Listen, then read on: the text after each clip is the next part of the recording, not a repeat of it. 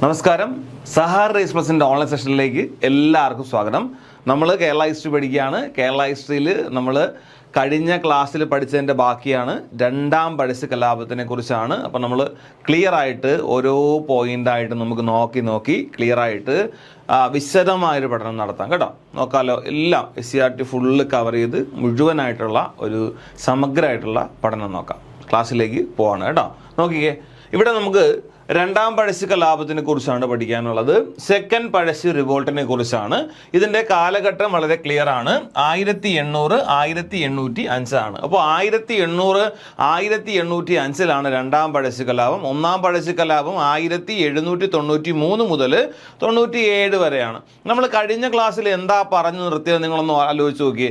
അതായത് ഒന്നാം പഴശ്ശി കലാപം വളരെ ക്ലിയർ ആയിട്ട് നമ്മൾ പഠിച്ചതാണ്. അതിനകത്തുണ്ടായിട്ടുള്ള സമഗ്രമായിട്ടുള്ള പോരാട്ടങ്ങൾ ഉണ്ടായിട്ടുണ്ട്. പോരാട്ടം എന്ന് പറഞ്ഞു കഴിഞ്ഞാൽ ആ ചുരത്തിലൊക്കെ വെച്ചിട്ടുണ്ടായിട്ടുള്ള 3 വർഷം തുടർച്ചയായിട്ടുള്ള കാര്യങ്ങൾ ഉണ്ടായിട്ടുണ്ട്. അപ്പോൾ അവിടെയൊക്കെ വെച്ചിട്ട് ഈ ബ്രിട്ടീഷുകാർക്ക് വലിയ തോതിലുള്ള തിരിച്ചടി കിട്ടുകയാണ്. ഈ അടിയെന്ന് വെച്ച് കഴിഞ്ഞാൽ ബ്രിട്ടീഷുകാരെ സംബന്ധിച്ച് ഒരിക്കലും അത് എന്താണ് പ്രിവെൻറ്റ് ചെയ്ത് നിൽക്കാൻ പോലും ഡിഫെൻഡ് ചെയ്ത് നിൽക്കാൻ പോലും പറ്റുന്നില്ല. ആ ലെവലിലുള്ള അടിയാണ് ഉണ്ടായത്. അപ്പോൾ ബ്രിട്ടീഷുകാർ തന്നെയാണ് അങ്ങോട്ട് ഇനിഷ്യേറ്റീവ് എടുത്ത് ഒരു ഉടമ്പടി വെച്ചിട്ട് ആ ഉടമ്പടി വെച്ചിട്ട് കുറേ വ്യവസ്ഥകൾ ഉണ്ടാക്കി. ആ വ്യവസ്ഥകൾ വെച്ചിട്ട് ഈ കലാപ അവസാനിപ്പിച്ച് വെച്ചിരിക്കുന്നത്. ഇത് 1907 അതായത് 1797 ഈ സംഭവം ഉണ്ടാവുന്നത്.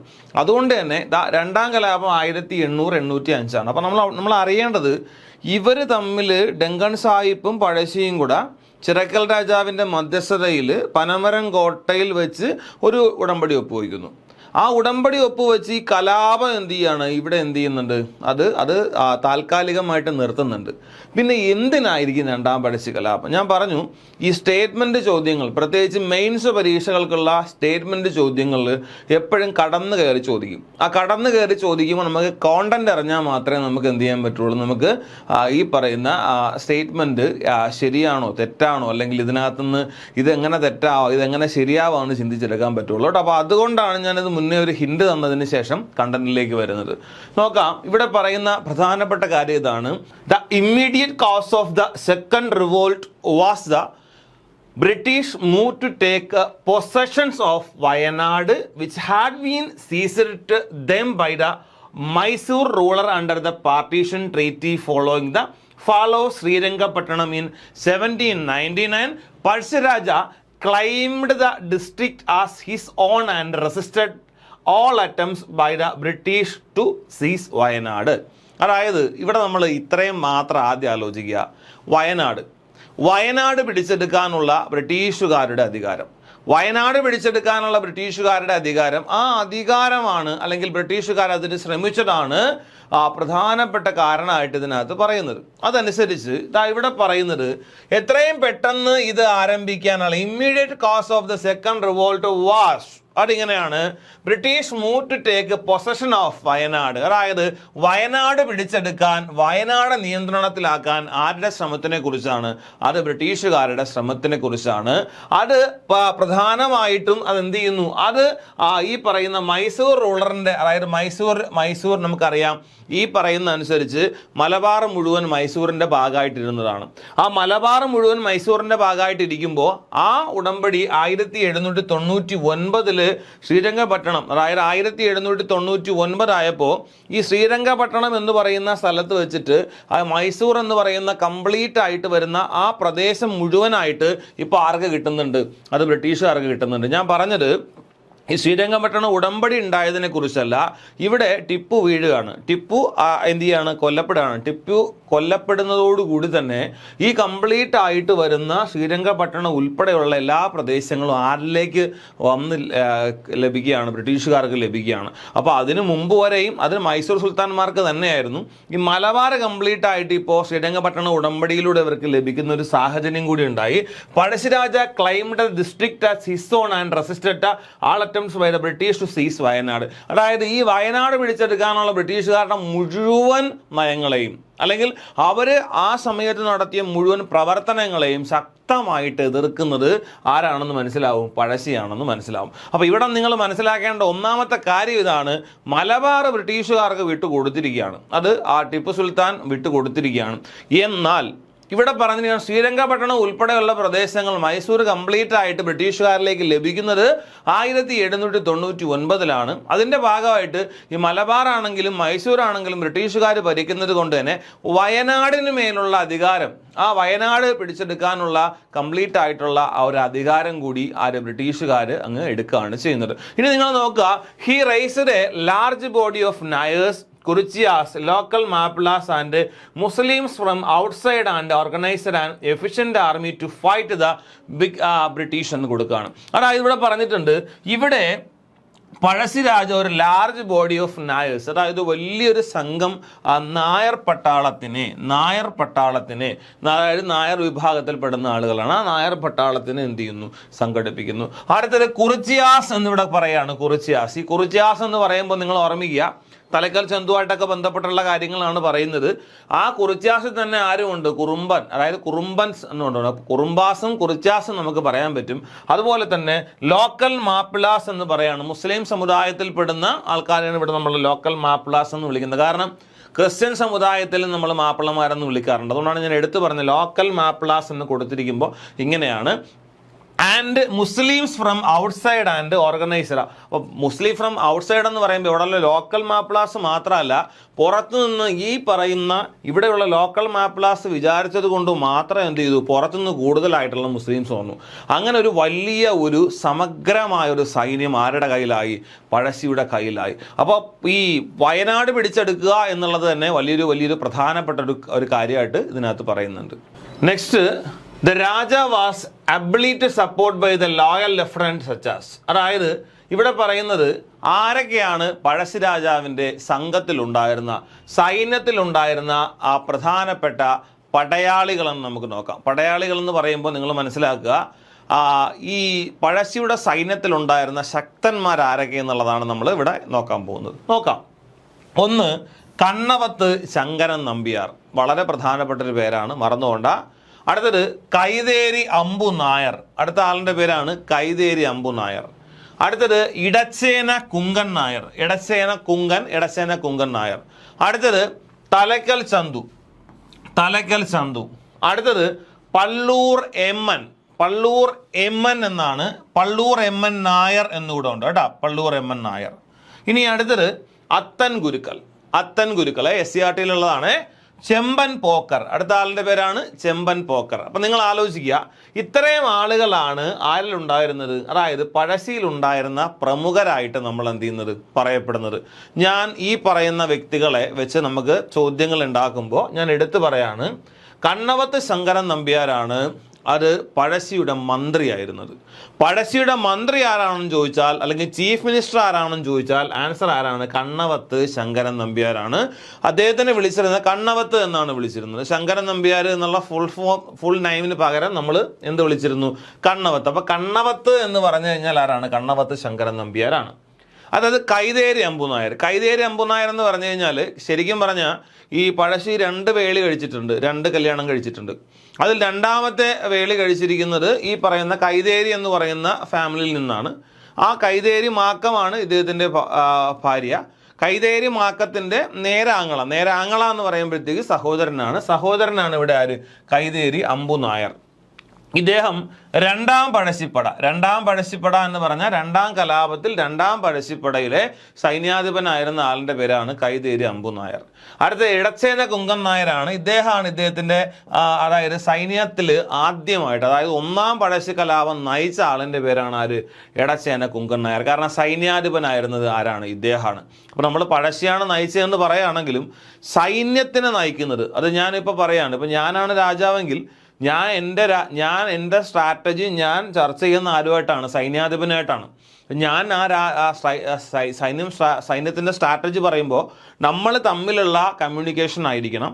അല്ലെങ്കിൽ ഞാൻ കൊടുക്കുന്ന ഓർഡർ ഈ സൈന്യാധിപൻ ഏറ്റുമേടിച്ചിട്ട് ആ സൈന്യാധിപനാണ് ആ സൈന്യത്തിനെ നയിക്കേണ്ടത്. അപ്പോൾ നിങ്ങൾ ആലോചിച്ച് നോക്കുക, സൈന്യാധിപന് ഭയങ്കര ഇമ്പോർട്ടൻസ് ഉണ്ട്. അപ്പോൾ ഒന്നാം കലാപത്തിൽ ഇടച്ചേന കുങ്കൻ നായരും രണ്ടാം കലാപത്തിൽ കൈതേരി അമ്പു നായരുമാണ്. തലക്കൽ ചന്തു ഒരു സംശയം വേണ്ട, കുറിച്യന്മാരുടെ അല്ലെങ്കിൽ കുറിച്യന്മാരുടെ ലീഡറാണ്. അതായത് ആ കുറിച്യ തലവനാണ് ആര്, ഈ പറയുന്നത് കേട്ടോ. അപ്പോൾ ഇതിനകത്ത് രണ്ടാം കലാപത്തിൽ തലക്കൽ ചന്ത് കൊല്ലപ്പെടുന്നുണ്ട്, രണ്ടാം കലാപത്തിൽ തന്നെ കൊല്ലപ്പെടുന്നുണ്ട്. ഞാൻ പറഞ്ഞത് ഇത് കഴിഞ്ഞ് വരുന്ന അത് കുറിച്യ കലാപം. ആ കുറിച്യ കലാപത്തിൽ ആരില്ല? തലക്കൽ ചന്തു ഇല്ല. അപ്പോൾ വളരെ ഇമ്പോർട്ടൻ്റ് ആണ്. അവിടെ നമുക്ക് പഠിക്കാൻ വരുന്ന മറ്റൊരു നേതാവ് രാമൻ നമ്പി എന്നൊരു നേതാവിനെ കുറിച്ചാണ്. അപ്പോൾ അവിടെ നിങ്ങൾ ആദ്യമേ ഒഴിവാക്കുക ആര്? തലക്കൽ ചന്തു അതിനകത്തില്ല. ഇപ്പോൾ ഇവിടെയാണ് ഇദ്ദേഹം ഉള്ളത്. അപ്പോൾ ഇതാണ് നമ്മൾ കുറിച്യ തലവനെന്ന് വിളിക്കുന്നത്. അടുത്ത പള്ളൂർ ഏമൻ നായരാണ്. പള്ളൂർ ഏമൻ നായർ എന്ന് പറഞ്ഞാൽ ഈ സ്ട്രാറ്റജിക്കൽ സപ്പോർട്ടൊക്കെ കൊടുക്കുന്ന ആളാണ്. അതായത് ആവശ്യമുള്ള കാശ് കൊടുക്കുക, ആയുധം എത്തിക്കുക, അല്ലെങ്കിൽ വിവരങ്ങൾ എത്തിക്കുക, ഇങ്ങനെയുള്ള കാര്യങ്ങളൊക്കെ കലാപത്തിൽ ചെയ്തിരുന്ന ആളിൻ്റെ പേരാണ് പള്ളൂർ ഏമൻ നായർ.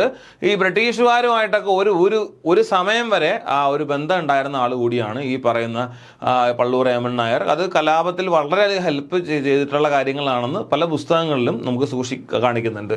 ഈ അത്തൻ ഗുരുക്കളാണെങ്കിലും ചെമ്പൻ പോക്കർ ആണെങ്കിലും ഇത് SCERT-യിൽ നമ്മൾ പരാമർശമുള്ള 2 പേരുകളാണ്. ഈ 2 പേരുകളോട് നിങ്ങളൊന്ന് ഓർമ്മിച്ച് വെച്ചിരിക്കുക. അപ്പോൾ ഇതാണ് പ്രധാനമായിട്ടും പഴശ്ശിപ്പടയിലെ പ്രമുഖർ എന്ന് നമ്മൾ എടുത്തു പറയുന്ന ആളുകൾ എന്നുള്ളത് അറിഞ്ഞിരിക്കുക. നമുക്ക് ലോയൽ ലെഫ്റ്റനൻസ് എന്നാണ് ഇതിനകത്ത് കൊടുത്തിരിക്കുന്നത്. എല്ലാവർക്കും അതിൻ്റെതായിട്ടുള്ള പ്രാധാന്യമുണ്ട്. അപ്പോൾ കണ്ണമത്ത് ശങ്കരൻ നമ്പ്യാർ, കൈതേരി അമ്പു നായർ, എടച്ചേന കുങ്കൻ നായർ, തലക്കൽ ചന്തു, പള്ളൂർ എമ്മൻ, അത്തൻ ഗുരുക്കൾ, ചെമ്പൻ പോക്കർ തുടങ്ങിയിട്ടുള്ള ആളുകളെ കുറിച്ച് നമ്മൾ സമഗ്രമായിട്ട് പറയാണ്. ഇനി അടുത്ത് കേൾക്കുക. ഇൻ 1800, അതായത് 1800, sir Arthur Wellesley, later the Duke of Wellington, was appointed A commander in chief of the British forces in Malabar, south Canara and Mysore എന്താ ഇവിടെ കൊടുത്തിരിക്കുകയാണ്. നമ്മൾ മക്കളെ ഈ പേരൊന്ന് ശ്രദ്ധിച്ച് കേട്ടോളണം. നോക്ക്, സർ ആർതർ വെല്ലസ്ലി എന്നുള്ള പേര്, ഞാൻ ഈ പേര് ഇങ്ങനെ എഴുതാൻ പോവാണ്. ഫീൽഡ് മാർഷൽ ആർതർ വെല്ലസ്ലി, ഇതാണ് റാങ്ക്. ഈ ഫീൽഡ് മാർഷൽ എന്താണെന്ന് അറിയാമോ? ഇത് ബ്രിട്ടീഷ് ഇന്ത്യയിലെ അല്ലെങ്കിൽ ബ്രിട്ടീഷുകാരുടെ ആർമിയിലെ ഏറ്റവും ഉയർന്ന പദവിയുടെ പേരാണ് ഫീൽഡ് മാർഷൽ.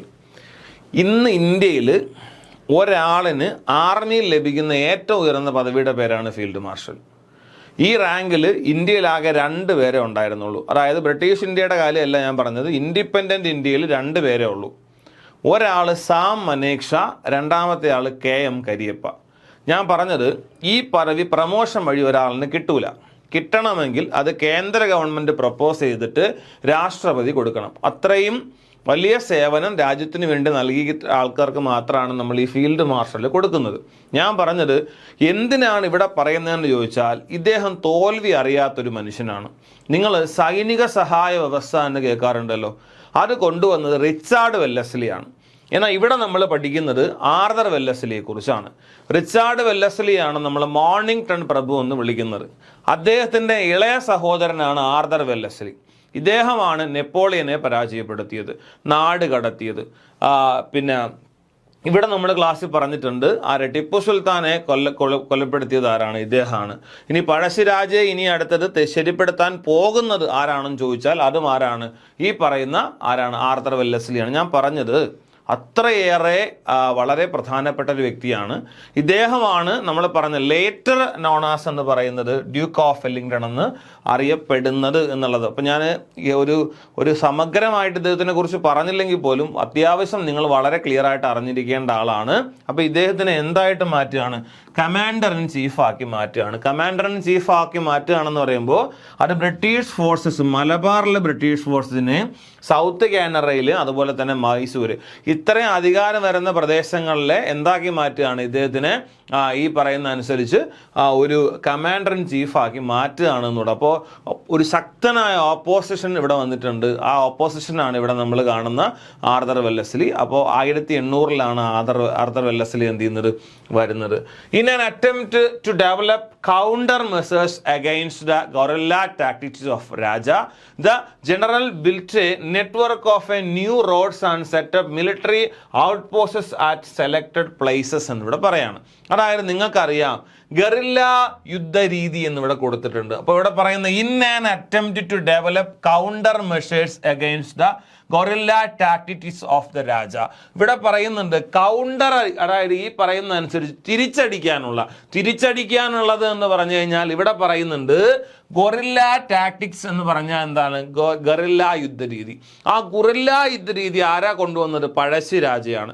പഴശ്ശിരാജ കൊണ്ടുവന്ന ഗറില്ല യുദ്ധരീതിയിലേക്ക് ഒരു ഓപ്പോസിറ്റ് കൗണ്ടർ കൊടുക്കാൻ വേണ്ടിയിട്ട് ഇദ്ദേഹം, അതായത് ഈ പറയുന്ന അനുസരിച്ച് പുതുതായിട്ട് ഇവർ ജനറൽ, അതായത് ഇപ്പൊ കൊണ്ടുവന്ന ചീഫ്, നമ്മൾ പറഞ്ഞല്ലോ ചീഫ് കമാൻഡർ ഇൻ ചീഫ്. അപ്പോൾ കമാൻഡർ ഇൻ ചീഫ് കൊണ്ടുവന്നിട്ടുള്ളത് പുതിയൊരു നെറ്റ്വർക്ക് റോഡിൻ്റെ സെറ്റപ്പാണ് അവർ കൊണ്ടുവരുന്നത്. കുറേ റോഡുകൾ പരസ്പരം കണക്ട് ചെയ്തു. ആ കണക്ട് ചെയ്തത് വെച്ചിട്ട് എന്ത് ചെയ്യുന്നതാണ്? മിലിറ്ററി ഔട്ട് പോസ്റ്റുകൾ എന്ത് ചെയ്യുന്നു? സ്ഥാപിക്കുന്നു. ഔട്ട് പോസ്റ്റുകൾ സ്ഥാപിക്കുന്നു എന്ന് പറഞ്ഞാൽ അത് പ്രധാനമായിട്ടും തിരഞ്ഞെടുക്കപ്പെട്ട പ്രദേശങ്ങളിലാണ്.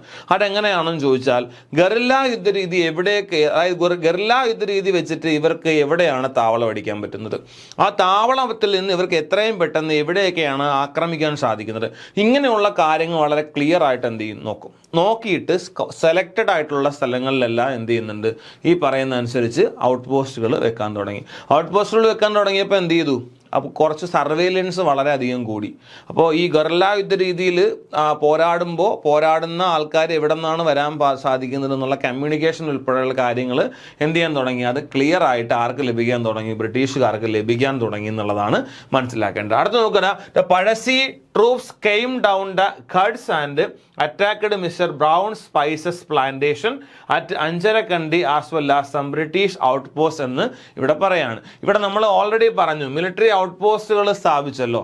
അപ്പോൾ അതിൻ്റെ ഭാഗമായിട്ട് പഴശ്ശീസ് ട്രൂപ്സ് എന്ന് പറഞ്ഞാൽ പഴശ്ശിയുടെ സംഘം അവർ താഴെ, അതായത് ഈ ചുരത്തിന് താഴേക്ക് വന്നിട്ട് മിസ്റ്റർ ബ്രൗൺ സ്പൈസസ് പ്ലാന്റേഷൻ, അതായത് മിസ്റ്റർ ബ്രൗൺ എന്ന് പറയുന്ന ആളിൻ്റെ ഒരു സുഗന്ധവ്യഞ്ജന തോട്ടമുണ്ട്. ആ സുഗന്ധവ്യഞ്ജന തോട്ടം എവിടെയാണ്? അഞ്ചരക്കണ്ടിയിലാണ്. അഞ്ചരക്കണ്ടിയിലും അതുപോലെ തന്നെ പല ബ്രിട്ടീഷ് ഔട്ട് പോസ്റ്റുകളും ആരാക്രമിച്ചു? ഈ പറയുന്ന സംഘം ആക്രമിച്ചു എന്നുള്ളതാണ് പറയപ്പെടുന്നത്. അപ്പോൾ ഇവിടെ അടി ഉണ്ടായെന്ന് പറഞ്ഞാൽ ഔട്ട് പോസ്റ്റിനെതിരെയും എന്ത് ചെയ്തു?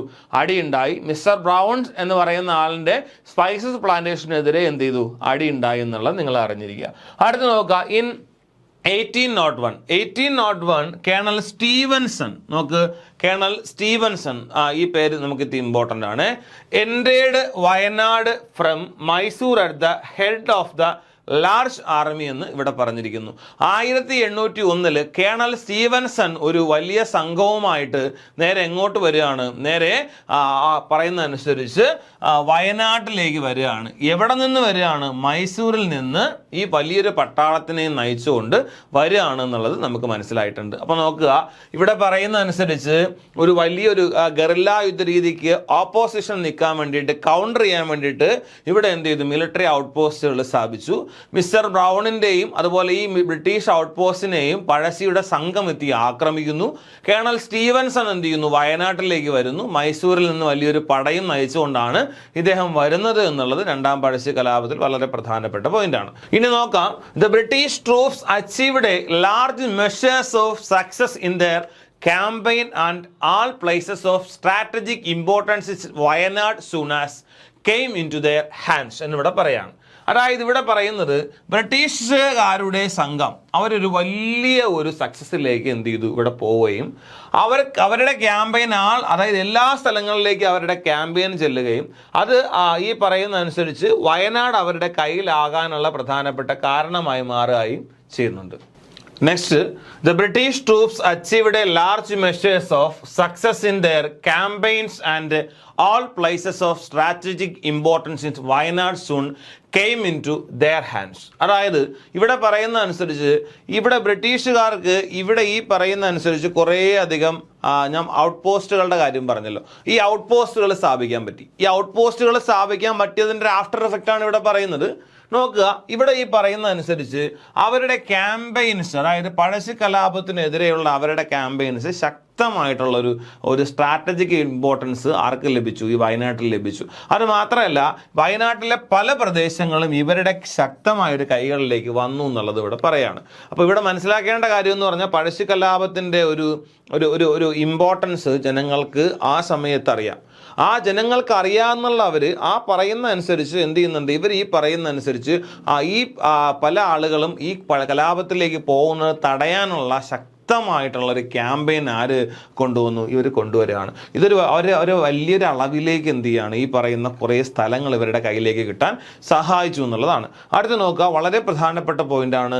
The Raja's followers were hounded down and prominent leaders like Chudali Nambiar and Peruvayal Nambiar were captured.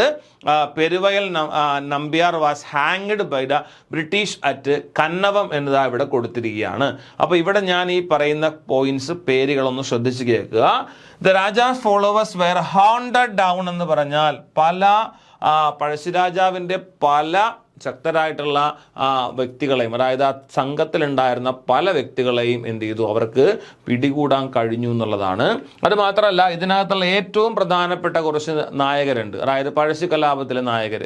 ആ പഴശ്ശി കലാപത്തിലെ നായകരായിട്ടുള്ള ചുഴലി നമ്പ്യാർ, ഈ പേര് മറന്നു വരുതേ, ചുഴലി നമ്പ്യാർ. അതുപോലെ തന്നെ പെരുവയൽ നമ്പ്യാർ, അടുത്ത ആളിൻ്റെ പേരാണ് പെരുവയൽ നമ്പ്യാർ. ഇവരെ എന്ത് ചെയ്തു? പിടികൂടുന്നൊരു സാഹചര്യം ഉണ്ടായി. അത് മാത്രമല്ല, പെരുവയൽ നമ്പ്യാരെ എന്ത് ചെയ്യുന്നു? നമ്മൾ ഈ പറഞ്ഞിരിക്കുന്ന പെരുവയൽ നമ്പ്യാർ, ഈ പെരുവയൽ നമ്പ്യാരെ എന്ത് ചെയ്യുന്നു? അത് കണ്ണവത്ത് എന്ന് പറയുന്ന ഒരു സ്ഥലമുണ്ട്. കണ്ണവം എന്നാണ് സ്ഥലത്തിൻ്റെ പേര്. നമ്മൾ പറയുമ്പോൾ കണ്ണവം എന്ന് പറയുന്ന സ്ഥലം, അവിടെ കണ്ണവത്ത് എന്ന് പറയാറുണ്ടല്ലോ. അതായത് പറഞ്ഞു കഴിഞ്ഞാൽ നേരത്തെ നമ്മൾ കണ്ണവത്ത് ശങ്കരൻ നമ്പ്യാർ എന്ന് പറഞ്ഞ പോലെ കണ്ണവം എന്നാണ് ആ പറഞ്ഞ സ്ഥലത്തിൻ്റെ പേര്. അപ്പോൾ അവിടെ ഈ പറയുന്ന കണ്ണവത്ത് വെച്ചിട്ട് ഈ പെരുവയൽ നമ്പ്യാരെ എന്ത് ചെയ്യുന്നു? ബ്രിട്ടീഷുകാർ തൂക്കിലേറ്റുന്ന ഒരു സാഹചര്യം കൂടി ഉണ്ടായി. അപ്പോൾ ഞാൻ ഇവിടെ പറഞ്ഞ ഇത്രയേ ഉള്ളൂ, ഒരു ക്യാമ്പയിൻ. ആ ക്യാമ്പയിനിങ് ബ്രിട്ടീഷുകാർ കാര്യമായി നടത്തി. പഴശ്ശി കലാപത്തിനോട് സഹകരിക്കരുത്, അങ്ങനെ ഇങ്ങനെ എന്നൊക്കെ പറഞ്ഞ് കംപ്ലീറ്റ് നടത്തിയപ്പോൾ ഇവിടെയുള്ള പല പ്രദേശങ്ങളിലും ഈ ആളുകൾ ഈ പഴശ്ശി കലാപത്തിനോട് അതായത് അനുകൂല നിലപാട് മനസ്സിലുണ്ടെങ്കിൽ പോലും ഈ പറയുന്ന ഇവരങ്ങോട്ട് ഇതിലോട്ട് കടന്നു പോകാത്തൊരു സാഹചര്യം ഉണ്ടായി. അപ്പോൾ അങ്ങനെ വന്നപ്പോൾ പല സ്ഥലങ്ങളും ബ്രിട്ടീഷുകാരുടെ കയ്യിൽ തന്നെ വന്നു എന്നുള്ളതാണ്. അത് കഴിഞ്ഞാൽ പഴശ്ശിയുടെ വളരെ പ്രധാനപ്പെട്ട പല നേതാക്കളെയും ഇവർ പിടികൂടുന്ന ഒരു സാഹചര്യം ഉണ്ടായി. അതിൽ ഏറ്റവും അറിയപ്പെടുന്നതാണ് ഒന്ന് ചുഴലി നമ്പ്യാർ, മറ്റൊന്ന് പെരുവയൽ നമ്പ്യാർ. അതിൽ നമ്മൾ പറഞ്ഞു, പെരുവയൽ നമ്പ്യാർ എന്ത് ചെയ്തു? കണ്ണവത്ത് വെച്ച് എന്ത് ചെയ്യുന്നു? തൂക്കിലെത്തുന്ന ഒരു സാഹചര്യം കൂടി ഉണ്ടായി.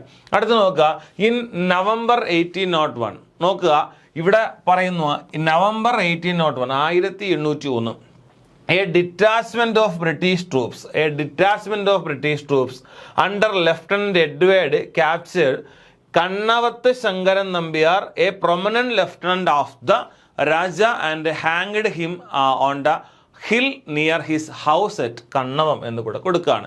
ഇവിടെ പറയുന്നതനുസരിച്ച് 1801 നവംബറിൽ ബ്രിട്ടീഷുകാരുടെ ഏറ്റവും പ്രൊമനൻ്റ് ആയിട്ടുള്ള ഒരു ലെഫ്റ്റനൻ്റ് വരികയാണ്. ആളിൻ്റെ പേര് ലെഫ്റ്റനൻ്റ് എഡ്വേർഡ് എന്നുള്ളതാണ്. അദ്ദേഹം ആരെ പിടികൂടുന്നു? കണ്ണവത്ത് ശങ്കരൻ നമ്പ്യാരെ പിടികൂടുന്നു. കണ്ണവത്ത് ശങ്കരൻ നമ്പ്യാരെ പിടികൂടുന്ന രഹസ്യമായിട്ടാണ് പിടികൂടുന്നത്. കാരണം അവിടെ ഒരു പോരാട്ടോ കാര്യങ്ങളോ ഒന്നും ഉണ്ടാകുന്നില്ല. അപ്പോൾ അദ്ദേഹത്തിൻ്റെ ഒരു പേഴ്സണൽ കാര്യമായിട്ട് ബന്ധപ്പെട്ട് ഈ പഴശ്ശി കലാപത്തിൽ നിന്ന് പുറത്തേക്ക് പോകുന്ന ഒരു സാഹചര്യം ഉണ്ടായി. അതായത് പുറത്ത് പോകുന്ന വെച്ചാൽ താൽക്കാലികമായിട്ട് പുറത്ത് പോകുന്ന ഒരു സാഹചര്യം ഉണ്ടായി. ആ സാഹചര്യത്തിലാണ് ഇദ്ദേഹത്തിന് എന്ത് ചെയ്യുന്നത്? ഈ പറയുന്ന ലെഫ്റ്റനന്റ് എഡ്വേർഡ് എന്ത് ചെയ്യുന്നത്? പിടികൂടുന്നത് എന്നുള്ളത് മനസ്സിലാക്കുക. A prominent lieutenant of the Raja and hanged him on the hill near his house at Kannavam. അതായത് എല്ലാവരും നോക്കി നിൽക്കവേ ഈ കണ്ണവം എന്ന് പറയുന്ന സ്ഥലത്ത് ഒരു കുന്നിൻ്റെ മുകളിൽ വെച്ചിട്ട് ഈ പറയുന്ന കണ്ണവത്ത് ശങ്കരൻ നമ്പ്യാരെ എന്ത് ചെയ്തു? തൂക്കിലേറ്റുന്ന ഒരു സാഹചര്യമുണ്ട്. അതിൽ ചില പുസ്തകങ്ങളിൽ എടുത്തു കൊടുത്തിട്ടുണ്ട്. കണ്ണവത്ത് ശങ്കരൻ നമ്പ്യാരെയും അദ്ദേഹത്തിൻ്റെ 14 വയസ്സ്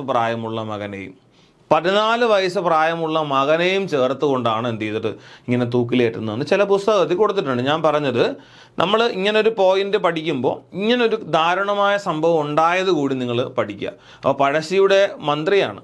പഴശ്ശിക്ക് ശേഷം ആ പഴശ്ശിപ്പടയിൽ ഏറ്റവും സ്ട്രോങ് തീരുമാനം എടുക്കാൻ സാധിക്കുന്ന ഒരു ഡിസിഷൻ മേക്കറാണ് ഇവിടെ എന്ത് ചെയ്ത് ഹാങ് ചെയ്യപ്പെടുന്നത്. അത് നിങ്ങൾ ഓർമ്മിച്ചിരിക്കുക. കണ്ണവത്ത് ശങ്കരൻ നമ്പ്യാരെ കണ്ണവത്ത് തന്നെയാണ് എന്ത് ചെയ്യുന്നത്? ഈ പറയുന്ന അനുസരിച്ച് കാര്യങ്ങളിലേക്ക്, അതായത് ഹാങ്ങിങ്ങിലേക്ക് പോകുന്നതെന്ന് മനസ്സിലാക്കുക.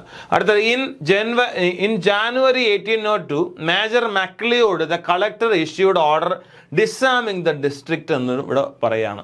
1802 ജനുവരിയിൽ ഇവിടെ മേജർ മക്ലിയോഡ്, ഈ മേജർ എന്ന് പറഞ്ഞു കഴിഞ്ഞാൽ ലെഫ്റ്റനന്റിനെക്കാളും മുകളിലാണ് കേട്ടോ. അതായത് നമ്മുടെ ആർമിയിലെ ഒരു റാങ്കിൻ്റെ ക്രമമാണ്. ലെഫ്റ്റനൻ്റ് ആണ് നമ്മൾ ഈ ഓഫീസേഴ്സ് റാങ്കിൽ ആദ്യം വരുന്നത്. ലെഫ്റ്റനൻ്റ് കഴിഞ്ഞാൽ അടുത്തൊരു മേജർ കഴിഞ്ഞാൽ അടുത്തത് ലെഫ്റ്റനൻറ്റ് കേണൽ, അത് കഴിഞ്ഞാൽ കേണൽ, ബ്രിഗേഡിയർ, മേജർ ജനറൽ, അത് കഴിഞ്ഞാൽ ലെഫ്റ്റനൻറ്റ് ജനറൽ, അത് കഴിഞ്ഞാൽ പിന്നെ ഏത് ജനറൽ, ഇങ്ങനെയാണ് ഓരോ റാങ്ക് പോകുന്നത്. അപ്പോൾ അതിനനുസരിച്ച് ഈ ഇപ്പം ഇവിടെ മേജർ മക്ലിയോഡ് എന്ന് പറയുന്ന മേജർ, അപ്പോൾ ഇദ്ദേഹത്തിന് നമ്മൾ പല ചരിത്ര പുസ്തകങ്ങളിലും കൊടുത്തിരിക്കുന്നത് മക്ലിയോഡ് സായിപ്പ് എന്നാണ് കേട്ടോ, മേജർ എന്ന് കാണൂല, മക്ലിയോഡ് സായിപ്പ്. അപ്പോൾ മക്ലിയോഡ് സായിപ്പ് ഈ പറയുന്ന അനുസരിച്ച് ഡിസാമിങ് എന്ന് പറഞ്ഞാൽ നിരായുധീകരിക്കാനുള്ളതാണ്. അപ്പോൾ ആരാണ് മലബാറിനെ നിരായുധീകരിക്കാനുള്ള ഓർഡർ ഇട്ട സായിപ്പ് എന്ന് ചോദിച്ചാൽ ആളുടെ പേര് മേജർ മക്ലിയോഡ് സായിപ്പാണ് എന്നുള്ളത് മനസ്സിലാക്കുക. എന്നാണെന്ന് ചോദിച്ചാൽ 1802 അപ്പോൾ 1801 നവംബറിൽ കണ്ണവത്ത് ശങ്കരൻ നമ്പ്യാരെയും മകനെയും ചേർത്ത് എന്ത് ചെയ്യുന്നു, ഹാങ് ചെയ്യാണ്. അതേപോലെ 1802 ജനുവരിയിൽ മേജർ മക്ലിയോട് എന്ത് ചെയ്യുന്നു, മലബാറിനെ നിരായുധീകരിക്കാനുള്ള ഓർഡറും കൂടെ എന്ത് ചെയ്യാണ്, ഇടാണ്, ഡിസാം ചെയ്യാനുള്ള ഓർഡറും കൂടെ ഇടുകയാണ്. അടുത്തത് ക്യാപ്ചറിങ് പനമരം ഫോർട്ട് എന്നുള്ളതാണ്. അതായത് പനമരം കോട്ട പിടിച്ചെടുക്കുന്നതിനെ കുറിച്ചാണ്. നമ്മൾ ഈ ക്ലാസ്സിൽ ഓൾറെഡി ഈ പനമരം കോട്ടയെക്കുറിച്ച് കഴിഞ്ഞ ലെസണിലും ഈ ലെസണിലും ഞാൻ ക്ലാസ്സിൽ പറഞ്ഞു. എന്താണെന്നുള്ള ഒന്ന് ഓടിച്ച് പറയാണ്, കാരണം കഴിഞ്ഞ ക്ലാസ് ഓൾറെഡി കണ്ടവരായിരിക്കും നിങ്ങൾ. അപ്പോൾ അതുകൊണ്ട് ഞാൻ എടുത്ത് പറയാണ്. അവിടെ നോക്കുക, പനമരം കോട്ടയിൽ വെച്ചിട്ടാണ് ഈ പനമരം കോട്ട എന്ന് പറഞ്ഞാൽ ബ്രിട്ടീഷുകാരുടെ മലബാറിലെ കേന്ദ്രമാണ്. ഈ പനമരം കോട്ടയിൽ വെച്ചിട്ടാണ് ഈ പഴശ്ശിയും ഡങ്കൻ സാഹിബും കൂടെ എന്ത് ചെയ്തത്, ഒന്നാം പഴശ്ശി കലാപം നിർത്തുന്ന ആ ഉടമ്പടി ഒപ്പുവെച്ചത്. ആ ഉടമ്പടി പറയുന്ന വ്യവസ്ഥകൾ പാലിക്കാത്തത് കൊണ്ടാണ് എന്ത് ചെയ്തത്, രണ്ടാം പഴശ്ശി കലാപം ഉണ്ടാകുന്നതും വയനാട് പിടിച്ചെടുക്കാൻ ശ്രമിച്ചത് ഇതിനൊരു റീസണാണ്. ഞാനിവിടെ നിങ്ങളോട് എടുത്തു പറയുന്ന ഒരു കണ്ടന്റും കൂടെ നിങ്ങൾ അറിഞ്ഞിരിക്കുക. അതായത് എന്തൊക്കെയാണ് വ്യവസ്ഥകൾ ഉണ്ടായിരുന്നു. വ്യവസ്ഥ എന്ന് പറഞ്ഞാൽ 8000 രൂപ വാർഷികമായിട്ട് കൊടുക്കാം. അതായത് ഇദ്ദേഹത്തിന് എന്ത് ചെയ്യാം, വാർഷികമായിട്ട് കൊടുക്കാം. കൊട്ടാരത്തിൽ നിന്ന് പിടിച്ചെടുത്ത കംപ്ലീറ്റ് സ്വത്തുക്കൾ കൊടുക്കാം, തിരിച്ചു കൊടുക്കാമെന്നാണ്. പല പുസ്തകത്തിലും കൊടുത്തുവെന്നും കൊടുക്കാമെന്നും പറയുന്നുണ്ട്. അത് മാത്രമല്ല, ഇവിടെ ഈ പഴശ്ശി കലാപത്തിൻ്റെ പേരിൽ എന്തെങ്കിലും പ്രശ്നം, അതായത് അതിൽ പങ്കെടുത്തതിൻ്റെ പേരിൽ നാട്ടുകാർക്കൊരു പ്രശ്നം ഉണ്ടാവാൻ പാടില്ല. അത് മാത്രമല്ല, നികുതി കുറയ്ക്കണം. ഇങ്ങനെയുള്ള കുറേ കാര്യങ്ങൾ ആരാവശ്യപ്പെടുന്നുണ്ട്, ഇവിടെ പഴശ്ശി അതിനകത്ത് വ്യവസ്ഥകളിൽ ആവശ്യപ്പെടുന്നുണ്ട്. ബ്രിട്ടീഷുകാർ അംഗീകരിച്ചതുമാണ്. പക്ഷേ ഇതൊന്നും നടന്നില്ല. അപ്പോൾ ഞാൻ പറഞ്ഞത്, ശരിക്കും പറഞ്ഞാൽ പനമരം കോട്ടയ്ക്ക് ചരിത്രപരമായിട്ട് പഴശ്ശി കലാപത്തിൽ വലിയൊരു ഇമ്പോർട്ടൻസ് ഉണ്ട്. കാരണം ഇവിടെ നിന്നാണ് എല്ലാത്തിൻ്റെയും ഒന്നിൻ്റെ ഒടുക്കം, അതായത് ഒന്നാം പഴശ്ശി കലാപം ഒടുങ്ങിയത് ഇവിടെ നിന്നാണെങ്കിൽ രണ്ടാം പഴശ്ശി കലാപത്തിൽ ഏറ്റവും പ്രധാനപ്പെട്ട പോയിന്റ്സ് വരാൻ പോണത് എവിടെയാണ്, ഈ പറയുന്ന പനമരം കോട്ടയിൽ നിന്നാണ്. ഓക്കെ ആണ്, നോക്കുക. In October 1802 the rebels led by Edachena Kungan Nayar and Talekal Chandu captured the Panamaram fort and massacred its 70 members of garrison എന്നാണ് ഇവിടെ പറയുന്നത്. ഇവിടെ ഞാൻ പറയുന്നത് നോക്കുക, ഇവിടെ നമുക്ക് ശ്രദ്ധിക്കുക, 1802 ഒക്ടോബർ വളരെ ഇമ്പോർട്ടൻ്റ് ആണ്. നോക്കുക, the rebels led by Edachena Kunkan Nair and Thalakkal Chandu. അതായത് കണക്ക് പ്രകാരം എടച്ചേന കുങ്കൻ നായരും തലക്കൽ ചന്തു. ഈ തലക്കൽ ചന്തു കണക്ക് പ്രകാരം എടച്ചേന കുങ്കൻ നായരുടെ ശിഷ്യനാണ്. അപ്പോൾ എടച്ചേന കുങ്കൻ നായരുടെ അടുത്ത് നിന്നാണ് ഇദ്ദേഹം, അതായത് ഗോത്ര വിഭാഗത്തിലുള്ള തലക്കൽ ചന്തു അടവും തൊഴിലും പഠിക്കുന്നത്. അടവും തൊഴിലും എന്ന് പറഞ്ഞ സെൻസ് എന്താണ്, അത് കളരിപ്പയറ്റിനെ കുറിച്ചാണ് ഇവിടെ പറയുന്നത്. അപ്പോൾ കളരി കാര്യങ്ങളൊക്കെ പഠിക്കുന്നത് അങ്ങനെയാണ്. ഈ പറയുന്ന തലക്കൽ ചന്തു ഈ പറയുന്ന ആശാനായിട്ടുള്ള ഈ കുങ്കൻ നായരാണ്. അപ്പോൾ ഞാൻ ഇവിടെ പറഞ്ഞത്, ഇവർ രണ്ടുപേരും കൂടെ പ്ലാൻ ചെയ്തിട്ടാണ് ആരെ ആക്രമിക്കുന്നത്, ഈ പറയുന്ന പനമരം കോട്ട ആക്രമിക്കുന്നത്. പനമരം കോട്ട എന്ന് വെച്ചാൽ അത്യാവശ്യം വലുപ്പമുള്ള കോട്ടയായിരുന്നു. കാര്യമായിട്ട് ബ്രിട്ടീഷുകാരുടെ കുറേ, അതായത് അന്നത്തെ കണക്കിൽ നമ്മൾ പല പുസ്തകങ്ങളിലും വായിക്കുന്നത് എങ്ങനെയാണ്, ഏകദേശം 3000-ഓളം പടയാളികൾക്ക് അവിടെ സ്റ്റേ ചെയ്യാൻ സാധിക്കുന്നു. അത്രയ്ക്കും വലിപ്പമുള്ള ബാരക്കുകളൊക്കെ ഉണ്ടായിരുന്നു. ബാരക്ക് എന്ന് പറഞ്ഞാൽ ഈ ഇവർ താമസിക്കുന്ന സ്ഥലങ്ങളാണ്. അപ്പോൾ ഇങ്ങനെയൊക്കെ ഉണ്ടായിരുന്ന ഒരു സംവിധാനമാണ് ഈ പറയുന്നത്. അപ്പോൾ അത് നശിപ്പിക്കുന്ന ഒരു സാഹചര്യം കൂടി ഉണ്ടായി. അപ്പോൾ നശിപ്പിക്കുന്ന ആരാണെന്ന് ചോദിച്ചു കഴിഞ്ഞാൽ അതാരാണ്, ഒന്ന് എടച്ചേന കുങ്കനും മറ്റൊന്ന് തലക്കൽ ചന്തുവാണെന്ന് പറയുകയാണ്. അത് മാത്രമല്ല, ഇവിടെ അന്ന് ഉണ്ടായിരുന്നത് 70 മെമ്പേഴ്സ്, അതായത് 70 മെമ്പേഴ്സ് എന്ന് പറയുമ്പോൾ 70 വരുന്ന ഒരു ഗാരിസൺ എന്ന് പറഞ്ഞു കഴിഞ്ഞാൽ ഒരു ട്രൂപ്പിനെയാണ്. ട്രൂപ്പ് എന്ന് പറഞ്ഞ ഗ്രൂപ്പാണ്, അവരാണ് ഇതിനകത്ത് ഉണ്ടായിരുന്നത്. അപ്പോൾ ഈ പറയുന്ന കംപ്ലീറ്റ് എന്ത് ചെയ്തു, കംപ്ലീറ്റ് ആളുകളെ ചുട്ടരിച്ച് കളയാണ്. കാരണം കംപ്ലീറ്റ് എന്ത് ചെയ്തു, കൊന്നു കളഞ്ഞിട്ട് ആ കോട്ടയ്ക്ക് തീയിട്ടു. ഇത് വളരെ പ്രധാനപ്പെട്ട ഒരു കാര്യമാണ്. അപ്പോൾ 1802 ഒക്ടോബറിൽ എടച്ചേന കുങ്കൻ നായരും തലക്കൽ ചന്തും കൂടെ ചേർന്നുകൊണ്ടാണ് പനമരം കോട്ട എന്ത് ചെയ്യുന്നത്, ഇങ്ങനെ ചുട്ട് ചാമ്പലാക്കുന്നത് എന്നുള്ളതാണ്. They killed all 70 soldiers of the 1st battalion of the fourth Bombay infantry including captain Dickens and lieutenant Maxwell എന്ന് ഇവിടെ കൊടുക്കുകയാണ്. അതായത് ഈ പറയുന്ന 70 സോൾജിയേഴ്സ് ഉണ്ടായിരുന്നു ഈ ഇതിനകത്തുണ്ടായിരുന്നു. അപ്പോൾ 70 ഒരു കൊന്നു എന്നുള്ളത് മാത്രമല്ല, ഈ 70 പേര് എവിടുത്തെ ആളുകളാണെന്ന് ചോദിച്ചാൽ കേട്ടോളണം, first battalion of fourth Bombay എന്നാണ് ഇവിടെ പറയുന്നത്. അപ്പോൾ ഇവരുടെ ഏത് സംഘത്തിൽ, അതായത് ബ്രിട്ടീഷുകാർക്ക് ഓരോ കമ്പനികൾ ഉണ്ടാവും, ഓരോ ബറ്റാലിയൻസ് ഉണ്ടാവും, ഓരോ യൂണിറ്റുകൾ ഉണ്ടാവും. അതനുസരിച്ച് ഈ പറയുന്ന അനുസരിച്ച് first battalion of the fourth Bombay infantry എന്നാണ്. First battalion of the fourth Bombay infantry. First battalion of the fourth Bombay infantry എന്ന് പറഞ്ഞാൽ ഈ ടീമിനെയാണ് ഇവർ കൊന്നൊടുക്കി കളഞ്ഞത്. അതിനകത്ത് ആരൊക്കെ ഉണ്ടെന്ന് ചോദിച്ചാൽ ക്യാപ്റ്റൻ ഡിക്കൻസൺ ഉണ്ട്. ക്യാപ്റ്റൻ ഡിക്കൻസൺ കഴിഞ്ഞാൽ ലെഫ്റ്റനന്റ് മാക്സ്വെൽ ഉണ്ട്. ലെഫ്റ്റനന്റിനെക്കാളും കുറച്ചും കൂടെ അടുത്ത പദവിയാണ് ക്യാപ്റ്റൻ. അപ്പോൾ ഇത് കരസേനയിലുള്ള 2 പദവികളാണ്. ഈ പദവിയിലുള്ള ക്യാപ്റ്റൻ ഡിക്കൻസനെയും ലെഫ്റ്റനന്റ് മാക്സ്വെലിനെയും എന്ത് ചെയ്തു, ഈ പറയുന്ന 70 പേരിൽ ഉൾപ്പെടുത്തി കൊന്നുകളയാണ് ചെയ്യുന്നത്. This victory thrilled the Pazhassi patriots, and before long they mustered the strength and controlled all Wayanad passes. അതായത് ഇവിടെ പറയുന്ന അനുസരിച്ച് നോക്കുക, ഇവിടെ ഈ വിജയം പഴശ്ശിയുടെ, അതായത് പഴശ്ശിയെ കാര്യമായിട്ട് എന്ത് ചെയ്തു, സ്വാധീനിക്കുകയാണ്. കാരണം പഴശ്ശിയെ ഫോളോ ചെയ്യുന്ന, അല്ലെങ്കിൽ പഴശ്ശി ഒരു പാട്രിയോട്ടാണ് എന്ന് വിചാരിക്കുന്ന, ദേശസ്നേഹിയായിട്ട് മാറുന്ന ആ ഒരു സാഹചര്യത്തിലേക്ക് ഒരുപാട് വലിയൊരു സംഭാവന ചെയ്യാൻ ഈ ഒരു വിജയത്തിന് സാധിച്ചു എന്നുള്ളത് മാത്രമല്ല, ഈ പറയുന്ന വയനാട് ചുരം പോലെയുള്ള കാര്യങ്ങളിൽ ഇവർ ശക്തമായിട്ടൊരു കൺട്രോളിങ് കൂടി ആര് കൊണ്ടുവരികയാണ്, പഴശ്ശി കൊണ്ടുവരികയാണ്. അപ്പോൾ ശരിക്കും പറഞ്ഞു കഴിഞ്ഞാൽ ബ്രിട്ടീഷുകാർക്ക് ഒരു ശക്തമായ അടി കിട്ടിയിരിക്കുന്നത് ഈ പറയുന്ന 1802 ഒക്ടോബറിൽ ഉണ്ടായിട്ടുള്ള ഒരു ശക്തമായിട്ടുള്ള ഒരു ക്യാപ്ചറിങ് ആണ് ഇവിടെ നടന്നിട്ടുള്ളത്. അപ്പോൾ നിങ്ങളൊന്ന് ആലോചിച്ച് നോക്കുക, എടച്ചേന കുങ്കനും തലക്കൽ ചന്തുവും കൂടെ ചേർന്നുകൊണ്ട് 70 മെമ്പേഴ്സ് ഗാരിസനെ എന്ത് ചെയ്തു, കത്തിച്ച് കളയാണ്. ആ 70 മെമ്പേഴ്സിനകത്ത് അത് ആ പറയുന്നത് first battalion of fourth Bombay infantry എന്നാണ്. ഇൻഫൻട്രി എന്ന് വെച്ചാൽ കാലാൾപ്പട എന്നുള്ളതാണ്. അപ്പോൾ അതിൽ ഏത് ബറ്റാലിയനെയാണ് തകർത്തതെന്ന് നമുക്ക് ചോദിക്കാം. ക്യാപ്റ്റൻ ഡിക്കൻസണും ലെഫ്റ്റനന്റ് മാക്സ്വെലും അതിനകത്ത് കൊല്ലപ്പെടുന്നു എന്നുള്ളതും, വയനാട് ചുരം കംപ്ലീറ്റ് ആയിട്ട് ഈ ഒരു വിജയത്തിൻ്റെ ഭാഗമായിട്ട് പഴശ്ശിയുടെ ഭാഗമായിട്ട് മാറി എന്നുള്ളതും, അല്ലെങ്കിൽ കൺട്രോൾ കംപ്ലീറ്റ് പഴശ്ശിയാണെന്നുള്ളതും നമുക്ക് മനസ്സിലായിട്ടുണ്ട്. Next, the Pazhassi troops ravaged the spice plantation in Anjarakandy എന്ന് ഇവിടെ പറഞ്ഞിരിക്കുകയാണ്. നോക്കുക, ഇവിടെ പറയുന്നുണ്ട് Pazhassi troops ravaged the spices plantation എന്ന് പറഞ്ഞു കഴിഞ്ഞാൽ നോക്കുക, അവിടെ ഒരു സുഗന്ധവ്യഞ്ജന തോട്ടം ഉണ്ടായിരുന്നു. ആ സുഗന്ധവ്യഞ്ജന തോട്ടം എവിടെ ഉണ്ടായിരുന്നു എന്ന് ചോദിച്ചാൽ എവിടെയാണ്, അഞ്ചരക്കണ്ടിയിൽ ഉണ്ടായിരുന്നു. ആ അഞ്ചരക്കണ്ടിയിലുള്ള സുഗന്ധവ്യഞ്ജന തോട്ടം കംപ്ലീറ്റ് ആയിട്ട് ആര് നശിപ്പിക്കുകയാണ്, അത് പഴശ്ശി നശിപ്പിക്കുകയാണ്. ഓൾറെഡി നമ്മൾ ക്ലാസ്സിൽ പറഞ്ഞിട്ടുണ്ട്. ഇനി കേൾക്കുക, the company's officials organized a new forces of 1,200 policemen called Kolkar to deal with the small groups of Pazhassi troops in various parts of the region എന്ന് ഇവിടെ കൊടുത്തിരിക്കുകയാണ്.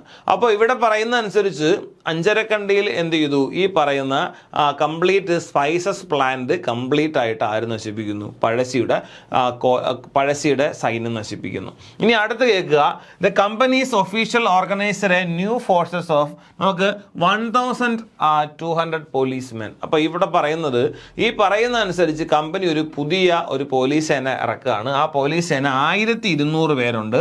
ആ 1200 പേരെ നമ്മൾ വിളിച്ച പേരെന്താണ്, കോൽക്കാർ എന്നാണ് വിളിച്ചത്. എന്താ വിളിച്ചത്, കോൽക്കാർ എന്നാണ്. Small group of Pazhassi troops in various parts of the region എന്ന് ഇവിടെ കൊടുക്കുന്നുണ്ട്. അപ്പോൾ ഇവിടെ അനുസരിച്ച് പഴശ്ശി ട്രൂപ്സ് എന്ന് പറയുമ്പോൾ various parts of the region എന്നിവിടെ കൊടുത്തിരിക്കുകയാണ്. അപ്പോൾ ഇവിടെ പറയുന്നത് മനസ്സിലാക്കുക, 1200 പേരിലുള്ള കോൽക്കാർ ഇൻഫൻട്രി പട്ടാളാണ്, പോലീസുകാർ വരികയാണ്. പോലീസുകാർ വരുന്നത് എന്തിനാണെന്ന് ചോദിച്ചാൽ, വയനാട്ടിലും മലബാറിലും ഏതൊക്കെയാണോ പഴശ്ശിയുമായിട്ട് ബന്ധപ്പെടുന്ന റീജിയൻസ് ഉള്ളത്, ആ റീജിയൻസിലുള്ള മുഴുവൻ ആളുകളെ എന്ത് ചെയ്യുക കംപ്ലീറ്റ് ആയിട്ട് നശിപ്പിക്കാനുള്ള ഒരു സംഘം എത്തി എന്നുള്ളതാണ് പറയുന്നത്. അടുത്ത് നോക്കുക, തോമസ് ഹാർവി ബേബർ ആരാണെന്ന് ചോദിച്ചു കഴിഞ്ഞാൽ നിങ്ങൾ കേൾക്കുക, TH ബാബർ. ഇതാണ് കേട്ടോ, TH ബാബർ. അപ്പോൾ TH ബാബറാണ് എന്ത് ചെയ്യുന്നത് അടുത്ത് നമ്മൾ പഠിക്കാൻ പോകുന്ന ഭാഗം. അപ്പോൾ നോക്കുക, ഇവിടെ നമ്മൾ SCRTയുടെ ഭാഗം കാണുകയാണ്, ഒന്ന് വായിക്കുകയാണ്. കമ്പനി ഭരണത്തിന് പ്രതിസന്ധി ഉണ്ടാക്കിയ പഴശ്ശിയെ നേരിടാൻ പ്രഗത്ഭരായ സൈന്യാധിപരെ നിയോഗിച്ചെങ്കിലും ഫലമുണ്ടായില്ല. തലശ്ശേരിയിലെ സബ് കളക്ടറായി വന്ന തോമസ് ഹാർവേ ബാബർ പഴശ്ശിയുടെ ശക്തിയായിരുന്ന സേനാനായകരെ വധിച്ചും താവളങ്ങൾ കണ്ടെത്തിയും പഴശ്ശിയെ കൂടുതൽ പ്രതിരോധത്തിലാക്കി. 1805 നവംബർ 30 വയനാട്ടിലെ മാവിലാം തോട് എന്ന സ്ഥലത്ത് വെച്ച് കമ്പനി സൈന്യത്തോടുള്ള ഏറ്റുമുട്ടലിൽ അദ്ദേഹം വീരമൃത്യു വരിച്ചു എന്നുള്ളതാണ് ഇവിടെ പറയുന്നത്. അപ്പോൾ ഇവിടെ നമ്മൾ ഈ TH ബാബറിൻ്റെ പേര് ഇതാ ഇവിടെ പരാമർശമുണ്ട് കേട്ടോ. അത് മാത്രമല്ല വേറെയും കുറേ പരാമർശങ്ങളുണ്ട് എന്നുള്ളത് നമുക്ക് നോക്കാം. അപ്പോൾ നമ്മളിവിടെ പറയാണ്. ഇനി അടുത്ത് നോക്കുക. In 1804, Thomas Harvey Baber, a young and energetic British officer, came as a sub-collector of തെല്ലിശ്ശേരി എന്നാണ്. ഈ തെല്ലിശ്ശേരി എന്ന് പറഞ്ഞു കഴിഞ്ഞാൽ തലശ്ശേരി എന്നുള്ളതാണ്. അപ്പോൾ 1804 അതായത് 1804 തുടക്കത്തിൽ തോമസ് ഹാർവി ബേബർ, അദ്ദേഹം ഒരു യങ് ആയിട്ടുള്ള എനർജറ്റിക് ആയിട്ടുള്ള ബ്രിട്ടീഷ് ഓഫീസർ എന്ത് ചെയ്യുന്നു, മലബാറിൻ്റെ സബ് കളക്ടറായിട്ട് എന്ത് ചെയ്യുന്നു ചുമതലയേൽക്കുക എന്നുള്ളതാണ്. He was entrusted with the responsibility of crushing the Pazhassi revolt. അതായത് അദ്ദേഹത്തിന് കിട്ടുന്ന ഏറ്റവും പ്രധാനപ്പെട്ട റെസ്പോൺസിബിലിറ്റിയാണ് പഴശ്ശി കലാപം എന്ത് ചെയ്യുക, അടിച്ചമർത്തുക എന്നുള്ളത്. അതായത് അതിനെ ക്രഷ് ചെയ്യുക, അടിച്ചമർത്തുക എന്നുള്ളത്. അപ്പോൾ അദ്ദേഹം അതിന് വേണ്ടിയിട്ടാണ് പ്രധാനമായിട്ട് എന്ത് ചെയ്യുന്നത് ഇവിടെ വന്നിട്ടുള്ളത്. അപ്പോൾ അത് പ്രധാനമായിട്ട് ഓർമ്മിച്ചിരിക്കുക. Next, he suppressed several local uprisings in the Chirakkal area with the help of Kolkar. അതായത് ഈ കോൽക്കാരെ ഉപയോഗിച്ചുകൊണ്ട് ചിറക്കൽ പ്രദേശത്ത് പല ലോക്കൽ അപ്രൈസിങ്സ് എന്ന് പറഞ്ഞു കഴിഞ്ഞാൽ തദ്ദേശീയമായിട്ടുള്ള പല ലഹളകളും അദ്ദേഹത്തിന് അടിച്ചമർത്താൻ സാധിച്ചു എന്നുള്ളതാണ് ഇതിനകത്ത് പറഞ്ഞിട്ടുള്ളത്. അടുത്തേക്ക്, on June 16 proclamation was issued offering reward for the apprehensions of Pazhassi Raja and his close lieutenants എന്നിവിടെ പറയുകയാണ്. അതായത് ഇവിടെ പറയുന്നത് ജൂൺ 16 ഒരു വിളംബരം വരികയാണ്. ആ വിളംബരത്തിനകത്ത് ഓഫറിംഗ് റിവാർഡ്സ് എന്നിവിടെ കൊടുക്കുകയാണ്. അതായത് പാരിതോഷികങ്ങൾ എന്ത് ചെയ്യുന്നു പറയുന്നു. അതായത് പഴശ്ശിയെയോ പഴശ്ശിയുമായി ബന്ധപ്പെട്ടിരിക്കുന്ന നായകന്മാരെയോ, അതായത് പഴശ്ശിപ്പടയിലെ പ്രമുഖന്മാരെയോ പിടിച്ചു കൊടുക്കുന്നവർക്ക് ഈ പറയുന്ന തരത്തിലുള്ള എന്ത് കൊടുക്കും, വാഗ്ദാനങ്ങൾ കൊടുത്തിരിക്കുകയാണ്. അതായത് പണമായിട്ടും അതുപോലെ സമ്പത്തായിട്ടും ഇങ്ങനെയുള്ള കാര്യങ്ങൾ കൊടുക്കുകയാണ്. അപ്പോൾ പഴശ്ശിയെ ജീവനോടെയോ അല്ലാതെയോ, അല്ലെങ്കിൽ ഇങ്ങനെയുള്ള ആളുകൾ അല്ലാതെയോ ജീവനോടെയാണോ അല്ലാതെയാണോ പിടിച്ചു കൊടുക്കുന്നവർക്ക് കമ്പനി ഇങ്ങനെയുള്ള ഓഫറിങ് കൊടുക്കാൻ തുടങ്ങി. അതായത് പാരിതോഷികങ്ങൾ കംപ്ലീറ്റ് ആയിട്ട് എന്ത് ചെയ്യുന്നു, അവർ പ്രഖ്യാപിക്കുന്ന ഒരു സാഹചര്യം ഉണ്ടായി. അത് ജൂൺ 16 ഇങ്ങനൊരു കാര്യം ഉണ്ടാവുന്നത്. Many encounters took places between Pazhassi troops and Kolkar. അതായത് ഇവിടെ വളരെ കാര്യമായിട്ടുള്ള ഒരു പോരാട്ടം ഉണ്ടാവുന്നുണ്ട്, പല പല എൻകൗണ്ടേഴ്സ് ഉണ്ടാവുന്നുണ്ട്. അത് ആരുമായിട്ടാണ്, പഴശ്ശിയും കോൽക്കാരും തമ്മിലാണ്.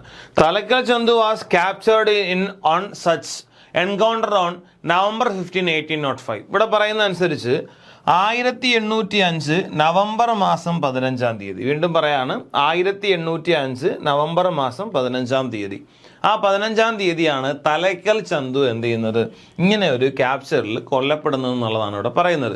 അതായത് തലയ്ക്കൽ ചന്തുവിനെ ബ്രിട്ടീഷുകാർ പിടികൂടുകയാണ്. ഈ ബ്രിട്ടീഷുകാർ തലയ്ക്കൽ ചന്തുവിനെ ചതിച്ച് പിടികൂടുന്നതായിട്ടാണ് നമ്മുടെ ഈ കഥകളിലും ചില പുസ്തകങ്ങളിലും പറയുന്നത്.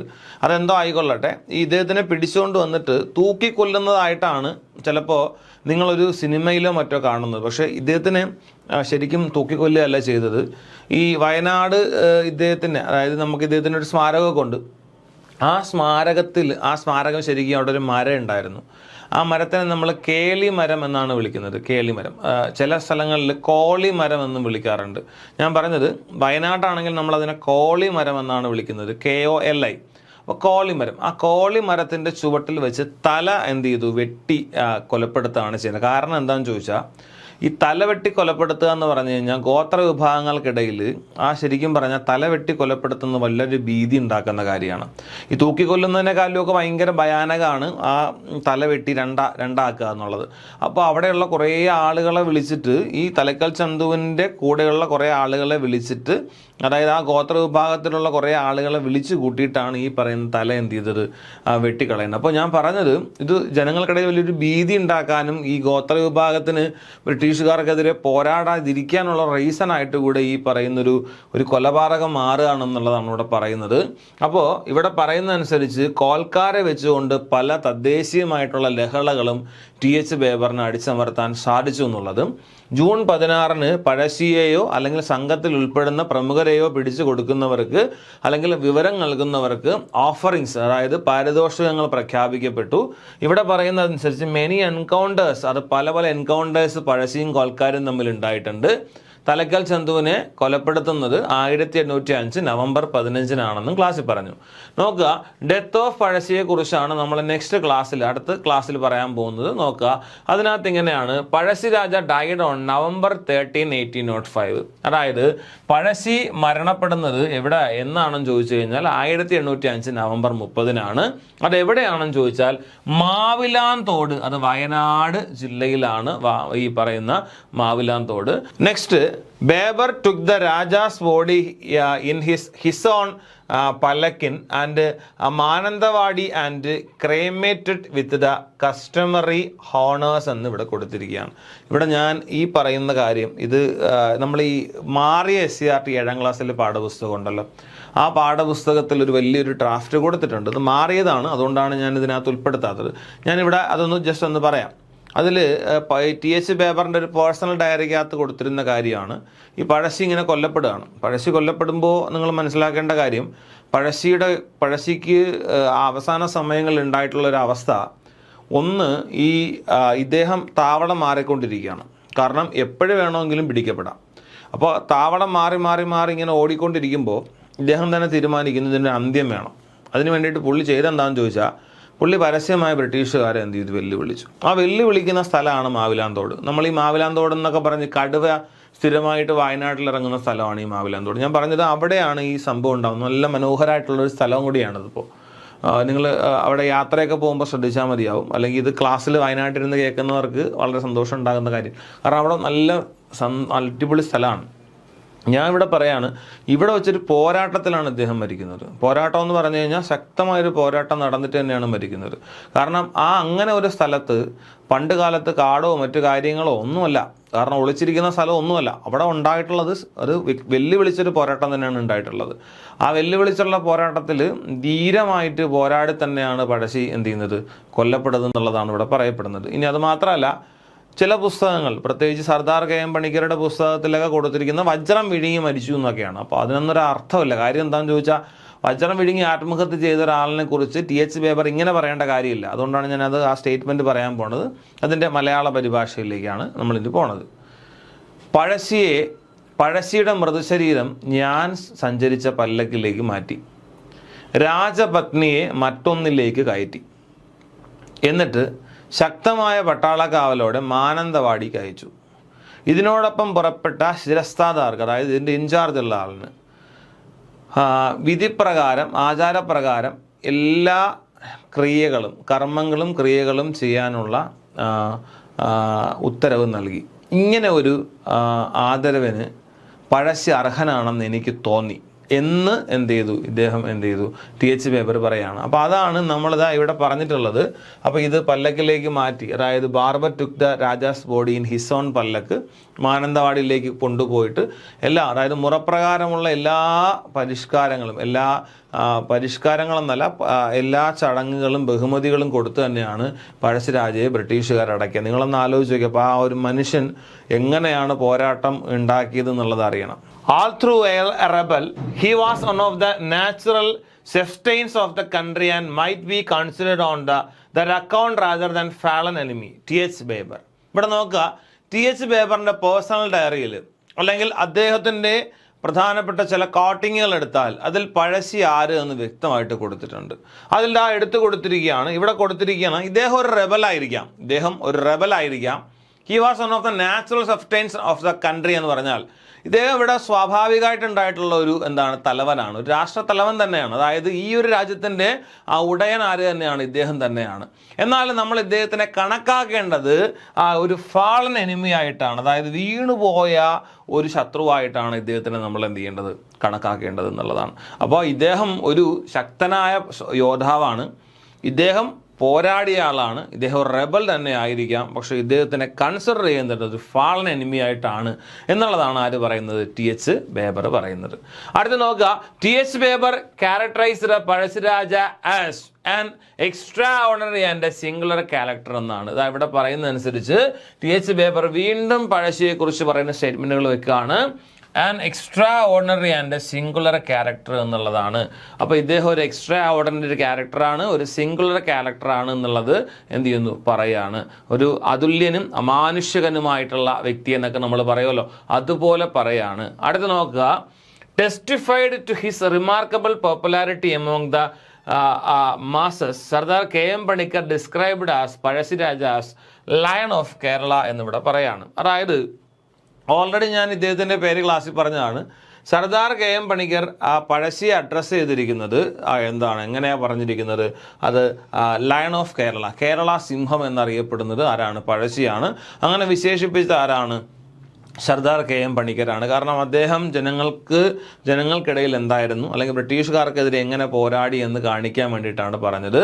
അത് മാത്രമല്ല, K M. Panicker also authored the book of Kerala സിംഹം എന്ന്. അപ്പോൾ കേരള സിംഹം എന്ന പുസ്തകം എഴുതിയത് ആരാണെന്ന് ചോദിച്ചാൽ അതാരാണ്? സർദാർ കെ.എം. പണിക്കരാണ് എന്നുള്ളതാണ്. ആ പുസ്തകത്തിലാണ് അദ്ദേഹം അങ്ങനെ വിശേഷിപ്പിക്കുന്നത്. അടുത്തത്, ദ ബുക്ക് പഴശ്ശി സമരങ്ങൾ അത് റിട്ടേൺ ചെയ്തത് കെ.എൻ. കുറുപ്പാണെന്നുള്ളത് പറയാണ്. പഴശ്ശി സമരങ്ങൾ, പഴശ്ശിയുടെ സമരരേഖകൾ, ഇങ്ങനെ ഏത് വേണമെങ്കിലും പറയാം. ഇപ്പോൾ ഈ പുസ്തകം ആരെഴുതിയെന്ന് ചോദിച്ചാൽ ആരാണ്? കെ.എൻ. കുറുപ്പാണെന്നുള്ളതാണ്. അപ്പോൾ ഇവിടെ നമ്മൾ പറഞ്ഞിട്ടുള്ളത് an extra ordinary and singular character എന്നുള്ളത് പറയുന്നുണ്ട്. ലയൺ ഓഫ് കേരള എന്നത് വിശേഷിപ്പിച്ചത് ആരാണെന്ന് പറയുന്നുണ്ട്. പഴശ്ശിയുടെ സമരരേഖകൾ എന്ന പുസ്തകം എഴുതിയത് ആരാണെന്ന് പറയുന്നുണ്ട്. അടുത്തത് ശ്രദ്ധിക്കുക, പഴശ്ശി കേവ് എവിടെയാണെന്ന് ചോദിച്ചാൽ പഴശ്ശിയുടെ പേരിൽ അറിയപ്പെടുന്ന കേവ് ഗുഹയാണ്. അതെവിടെയാണ്? മലപ്പുറത്താണ്. മാറിപ്പോകരുത്, മലപ്പുറത്താണ്. കണ്ണൂരും വയനാടും ഒന്നും അല്ല, മലപ്പുറത്താണ്. അടുത്ത പഴശ്ശി ഡാം എവിടെയാണെന്ന് ചോദിക്കാം. പഴശ്ശിയുടെ പേരിൽ വളപട്ടണം റിവർ, അത് കണ്ണൂരിലാണ്. ഒരു പീക്കി കൂടെ പറഞ്ഞുതരാം. അതായത് കേരളത്തിൽ നിന്ന് കർണാടകയിലേക്ക് ഒഴുകുന്ന ഒരേ ഒരു നദി കബനിയാണ്. കർണാടകയിൽ നിന്ന് കേരളത്തിലേക്ക് ഒഴുകുന്ന ഒരേ ഒരു നദി വളപട്ടണം പുഴയാണ്. അപ്പോൾ അവിടെ നിന്ന് ഇങ്ങോട്ട് വരുന്നത് കണ്ണൂർ വഴിയാണ്. കബനി ഇവിടെ നിന്ന് അങ്ങോട്ട് പോകുന്ന വയനാട് വഴിയാണ്. ആ വളപട്ടണം പുഴ കണ്ണൂരിൽ നിന്ന് ഇങ്ങനെ ഒഴുകി വരുമ്പോൾ ഈ വളപട്ടണം പുഴയിലാണ് നമ്മൾ ഏത് ഡാം നിർമ്മിച്ചിരിക്കുന്നത്? പഴശ്ശി ഡാം നിർമ്മിച്ചിരിക്കുന്നത്. അപ്പം കണ്ണൂരാണ്, വളപട്ടണം പുഴയിലാണ്. മാറിപ്പോകരുത് കേട്ടോ. അടുത്ത് നോക്കിയേ, പഴശ്ശി രാജ കോളേജ് എവിടെയാണെന്ന് ചോദിച്ചാൽ പുൽപ്പള്ളിയിലാണ്. അപ്പോൾ പഴശ്ശി കോളേജ് എന്ന് ചോദിക്കാം, പഴശ്ശി മെമ്മോറിയൽ കോളേജ്, സ്മാരക കോളേജ് എന്ന് ചോദിച്ചു കഴിഞ്ഞാലും ഇത് പറയണം. അടുത്തത്, പഴശ്ശി രാജ NSS കോളേജ് എവിടെയാണെന്ന് ചോദിക്കും. NSS കോളേജ് ചോദിച്ചാൽ മട്ടന്നൂർ, കണ്ണൂരാണ്. മാറിപ്പോകരുത്, മട്ടന്നൂരോ. പഴശ്ശി രാജ NSS കോളേജ് എവിടെയാണ്? മട്ടന്നൂർ, കണ്ണൂരാണ്. തലക്കൽ ചന്തു മെമ്മോറിയൽ ചോദിക്കാം. തലക്കൽ ചന്തു മെമ്മോറിയൽ എവിടെയാണ്? പനമരമാണ്. പനമരം എവിടെയാണെന്ന് ഓൾറെഡി അറിയാം, വയനാടാണ്. ഇനി പഴശ്ശിയുടെ ഇവിടെ പറയാണ് കേരളവർമ്മ പഴശ്ശിരാജ ഫിലിം, അത് ഡയറക്റ്റ് ചെയ്തിരിക്കുന്നത് ആരാണ്? ഹരിഹരനാണ്. Based on the life of Pazhassi Raja in 2009. അപ്പോൾ നമ്മൾ പറഞ്ഞത് പഴശ്ശിരാജയായിട്ട് ബന്ധപ്പെട്ട് തന്നെയാണ് ഈ പറയുന്നത്. അത് മാത്രമല്ല, ആ പറയുന്ന പഴശ്ശിയുടെ, അതായത് കേരളവർമ്മ പഴശ്ശിരാജ എന്ന സിനിമയുടെ സ്ക്രീൻ പ്ലേ തയ്യാറാക്കിയിരിക്കുന്നത് ആരാണ്? MT വാസുദേവൻ നായരാണ്. അപ്പോൾ വിഖ്യാതരായിട്ടുള്ള രണ്ടുപേരാണ്, ഹരിഹരൻ സാറും MT സാറ്. ഇവർ രണ്ടുപേരും ചേർന്നിട്ടാണ് ഈ പറയുന്ന സിനിമ സംവിധാനവും അതിൻ്റെ സ്ക്രീൻ പ്ലേയും തയ്യാറാക്കിയിരിക്കുന്നത്. പഴശ്ശി ഡാമിനെ കുറിച്ച്, പഴശ്ശിരാജ കോളേജിനെ കുറിച്ച്, പഴശ്ശിരാജ NSS കോളേജിനെ കുറിച്ച്, തലക്കൽ ചന്തു മെമ്മോറിയലിനെ കുറിച്ച്, അതുപോലെ തന്നെ സിനിമയെക്കുറിച്ചൊക്കെ നമ്മൾ ക്ലാസ്സിൽ പറഞ്ഞിട്ടുണ്ട്. അപ്പോൾ ഇതിനകത്ത് നമ്മൾ ഓൾറെഡി പല മുമ്പുള്ള ക്ലാസ്സുകളിൽ പറഞ്ഞിട്ടുള്ള കാര്യങ്ങളുണ്ട്. അതുകൂടെ നമുക്ക് ചേർത്ത് വെച്ച് കഴിഞ്ഞാൽ പഴശ്ശിയുടെ പടിഞ്ഞാറേ കോവിലകം എവിടെയാണ്? അത് കണ്ണൂരാണ്, മറന്നു പോരുത്. പഴശ്ശിയുടെ പടിഞ്ഞാറേ കോവിലകം. പഴശ്ശിയുടെ പേരിലൊരു മ്യൂസിയം ഉണ്ട്, അത് ഈസ്റ്റ് ഹില്ല് കോഴിക്കോടാണ്. പഴശ്ശി മ്യൂസിയം ഈസ്റ്റ് ഹിൽ കോഴിക്കോടാണ്. ഇങ്ങനെയുള്ള കാര്യങ്ങളെല്ലാം നമുക്ക് ഈ പഴശ്ശി കലാപത്തിൽ വേണം കേട്ടോ. അപ്പോൾ ഇത്രയും സമഗ്രമായിട്ടാണ് നമ്മൾ എന്ത് ചെയ്തത്, നമ്മൾ ഈ ക്ലാസ്സിൽ പഠിച്ചത്. അപ്പോൾ നമുക്ക് ഇനി ഈ പഴശ്ശി കലാപം എന്താണെന്നുള്ളൊരു ഔട്ട്ലൈൻ കൂടെ നമുക്ക് രണ്ടാം പഴശ്ശി കലാപത്തിനെ കുറിച്ച് നമുക്ക് എന്ത് ചെയ്യാം, ഒരു ഔട്ട്ലൈൻ കൂടെ നോക്കാം. അപ്പോൾ അത് ഓടിച്ച് നമുക്കൊരു ഔട്ട്ലൈൻ കൂടെ നോക്കിയിട്ട് വന്നാൽ നമ്മൾ എന്ത് പഠിച്ചു എന്നുള്ളത് വ്യക്തമായിട്ട് നമുക്ക് ഇതിനകത്ത് മനസ്സിലാവും. മക്കളെ, നമുക്കൊരു ക്വിക്ക് റിവിഷൻ വെച്ച് കഴിഞ്ഞാൽ നോക്കിക്കോളണേ. ഇവിടെ ക്ലിയർ ആയിട്ട് പറഞ്ഞിരിക്കുകയാണ്, വയനാട് പിടിച്ചെടുക്കാൻ വേണ്ടിയിട്ട് വയനാട് നിയന്ത്രണത്തിലാകാൻ ബ്രിട്ടീഷുകാർ ശ്രമിച്ചതാണ് പ്രധാനമായിട്ടും പഴശ്ശി കലാപത്തിൻ്റെ കാരണമെന്ന് പറഞ്ഞിട്ടുണ്ട്. അതുമാത്രമല്ല, ഒന്നാം പഴശ്ശി കലാപം അവസാനിക്കാൻ കാരണമായിട്ടുള്ള ഉടമ്പടിയിൽ പറഞ്ഞിരിക്കുന്ന വ്യവസ്ഥകളൊന്നും ആര് പാലിച്ചിട്ടില്ല, പഴശ്ശി, അതായത് ബ്രിട്ടീഷുകാർ പഴശ്ശിയോട് പാലിച്ചിട്ടില്ല എന്നുള്ളതും, അതുപോലെ തന്നെ ഒരു നായർ, കുറിച്യർ, അതുപോലെ തന്നെ മാപ്പിളാസ്, മുസ്ലിംസ് തുടങ്ങിയിട്ടുള്ള കുറേ ആളുകൾ എല്ലാവരും ചേർന്നുകൊണ്ടുള്ള സമഗ്രമായിട്ടുള്ളൊരു വലിയ ഒരു എന്തുണ്ടായിട്ടുണ്ട്, ഒരു സൈന്യം തന്നെ പഴശ്ശി ഉണ്ടാക്കിയിട്ടുണ്ട് എന്നുള്ളത് നമ്മൾ ക്ലാസ്സിൽ പറഞ്ഞതാണ്. അത് മാത്രമല്ല, അവിടെ നോക്കുക, ഇവിടെ ആരൊക്കെയാണ് പഴശ്ശിയെ സപ്പോർട്ട് ചെയ്ത ആളുകളെന്ന് നമ്മൾ പറഞ്ഞിട്ടുണ്ട്. കണ്ണവറ്റ ശങ്കരൻ നമ്പ്യാർ, കൈതേരി അമ്പു നായർ, ഇടച്ചേന കുങ്കൻ നായർ, തലക്കൽ ചന്തു, പള്ളൂർ റേമൻ നായർ, അത്തൻകുരുക്കൽ, ചെമ്പൻ പോക്കർ തുടങ്ങിയിട്ടുള്ളത്. പിന്നെ ആർദ്ര വെല്ലസ്ലിയെ കുറിച്ച് നമ്മൾ ക്ലാസ്സിൽ പറഞ്ഞത് ഓർമ്മയുണ്ടല്ലോ, ഫീൽഡ് മാർഷൽ ആർദ്ര വെല്ലസ്ലിയെ കുറിച്ച് ക്ലാസ്സിൽ പറഞ്ഞിട്ടുണ്ട്. അതുപോലെ തന്നെ ഇവിടെ പറഞ്ഞിട്ടുണ്ട് attempt to develop counter measures against the guerrilla ടാക്ടിക്സിനെ കുറിച്ച്. അതായത് ഇവിടെ പറഞ്ഞ് ഗറില്ല ടാക്ടിക്സിനെ ഓപ്പോസ് ചെയ്യാൻ വേണ്ടിയിട്ട് മിലിറ്ററി ഔട്ട് പോസ്റ്റുകൾ കൊണ്ടുവന്ന കാര്യം പറഞ്ഞിട്ടുണ്ട്. അഞ്ചരക്കണ്ടിയിലുണ്ടായിരുന്ന ആ കംപ്ലീറ്റ് പ്ലാന്റേഷൻ നശിപ്പിച്ചതിനെ കുറിച്ച് പറയുന്നുണ്ട്. അതുമാത്രമല്ല, വലിയൊരു സംഘമായിട്ട് സ്റ്റീവൻസൺ വന്നതിനെ കുറിച്ച് നമ്മൾ ക്ലാസ്സിൽ പറഞ്ഞിട്ടുണ്ട്. അതുമാത്രമല്ല, അത് കഴിഞ്ഞിട്ട് നമ്മൾ കണ്ടന്റായിട്ട് പറഞ്ഞ എങ്ങനെയാണ് ക്യാമ്പയിൻസ് ബ്രിട്ടീഷുകാരുടെ ഭാഗമായിട്ട് എന്ത് ചെയ്തു കൊണ്ടുവന്നു, അതിൽ കുറേ വയനാട്ടിലെ പ്രദേശങ്ങൾ കൊണ്ടുവരാൻ സാധിച്ചു. അതുമാത്രമല്ല, പെരുവയൽ നമ്പ്യാർ എന്ന് പറയുന്ന പെരുവയൽ നമ്പ്യാറിനെ കുറിച്ച് പറഞ്ഞിട്ടുണ്ട്. അതുപോലെ തന്നെ നമ്മൾ ചുഴലി നമ്പ്യാരെ കുറിച്ച് പറഞ്ഞിട്ടുണ്ട്, ആ തൂക്കിലേറ്റിയെ കുറിച്ച് ക്ലാസ്സിൽ പറഞ്ഞിട്ടുണ്ട്. ലെഫ്റ്റനന്റ് എഡ്വേർഡ് വന്നതിനെ കുറിച്ച് പറയുന്നുണ്ട്. കണ്ണവത്ത് ശങ്കരൻ നമ്പ്യാരെ എന്ത് ചെയ്യുന്നുണ്ട്, മകനെയും ചേർത്തുകൊണ്ട് എന്ത് ചെയ്യുന്നു, തൂക്കിക്കൊല്ലുന്നത് 1801 നവംബറിലാണ്. 1802 ജനുവരിയിൽ മേജർ മക്ലിയോട് ഡിസാമിൻ ചെയ്തിട്ടുണ്ട്. അതായത് മലബാറിനെ കംപ്ലീറ്റ് നിരായുധീകരിച്ചത് ആരാണെന്ന് പറഞ്ഞിട്ടുണ്ട്. പനമരം കോട്ട പിടിച്ചെടുക്കുന്നത് തലക്കൽ ചന്തുവും കുങ്കൻ നായരും ചേർന്നുകൊണ്ടാണ്. 70ഓളം പട്ടാളക്കാരെയാണ് കൊന്നത്. അതിനകത്ത് വളരെ പ്രധാനമായിട്ടും ക്യാപ്റ്റൻ ഡിക്കൻസണും ലിഫ്റ്റനന്റ് മാക്സ്വെല്ലും ഉണ്ടെന്ന് പറഞ്ഞിട്ടുണ്ട്. അതുപോലെ വയനാട് പാസ് കംപ്ലീറ്റ് ആയിട്ട് ഇതോടുകൂടി പഴശ്ശിയുടെ ഭാഗമായിട്ട് മാറി എന്നുള്ളത് ക്ലാസ്സിൽ പറയാണ്. അത് മാത്രമല്ല, നമ്മൾ അടുത്ത് വളരെ ക്ലിയർ ആയിട്ട് പറയുന്നതാണ് പഴശ്ശി അതുപോലെ അഞ്ചരക്കണ്ടിയിലുള്ള കാര്യം പറഞ്ഞിട്ടുണ്ട്. 1200ഓളം പട്ടാളക്കാർ വന്നിട്ടുണ്ട്. അവരെ നമ്മൾ കോൽക്കാരെന്നാണ് വിളിച്ചത്. അത് മാത്രമല്ല, തോമസ് ഹാർവി ബേബർ ആരാണെന്ന് SCERT നിന്ന് പറഞ്ഞിട്ടുണ്ട്. തോമസ് ഹാർവി ബേബർ മലബാറിൻ്റെ സബ് കളക്ടറായിട്ട് വന്നിട്ടുള്ള ആളാണ് എന്നുള്ളത് പറയാണ്. പഴശ്ശിയുടെ കലാപം അടിച്ചമർത്തായിരുന്നു ഇദ്ദേഹത്തിൻ്റെ പ്രധാനപ്പെട്ട ഒരു നയമെന്ന് നമ്മൾ ക്ലാസ്സിൽ പറയാണ്. അത് മാത്രമല്ല, കുറേ തദ്ദേശീയ ലഹളകൾ അദ്ദേഹം അടിച്ചമർത്തിയ കാര്യവും അതായത് പഴശ്ശിയുടെ കൂടെയുള്ള ആളുകളെ പിടിച്ചു കൊടുക്കുന്ന റിവാർഡ് കൊടുക്കുന്ന കാര്യവും പഴശ്ശി ട്രൂപ്പും കോൽക്കാരും തമ്മിൽ അടിയുണ്ടാവുന്ന കാര്യങ്ങളും തലക്കൽ ചന്തുവിനെ തലയറുത്ത് കൊലപ്പെടുത്തിയത് എന്നാണെന്നുള്ളതും പഴശ്ശിരാജ എന്നാണ് മാവിലാന്തോട്ടിൽ വെച്ചിട്ട് മരണപ്പെടുന്നത് എന്നുള്ളതും അതുപോലെ മാത്രമല്ല TH ബേബറിൻ്റെ 1-2 സ്റ്റേറ്റ്മെൻറ്റുകളും ഒക്കെ നമ്മൾ ക്ലാസ്സിൽ പറഞ്ഞതാണ്. സർദാർ KM പണിക്കരെ കുറിച്ചും KN കുറുപ്പിനെ കുറിച്ചും പഴശ്ശി കേവ് മലപ്പുറത്താണ്. ഇങ്ങനെയുള്ള കുറേ വിശദമായിട്ടുള്ള വിവരങ്ങൾ നമ്മൾ ക്ലാസ്സിൽ ക്ലാസ്സിൽ പറഞ്ഞതാണ്. അപ്പോൾ നമ്മൾ ഇപ്പോൾ പഴശ്ശി കലാപത്തിനെ കുറിച്ച് സമഗ്രമായിട്ട് പഠിച്ചിട്ടുണ്ട്. അപ്പോൾ നമുക്ക് അടുത്തൊരു ടോപ്പിക്കായിട്ട് ഉടനെ കണ്ടുമുട്ടാം. അതൊക്കെ നന്ദി, നമസ്കാരം.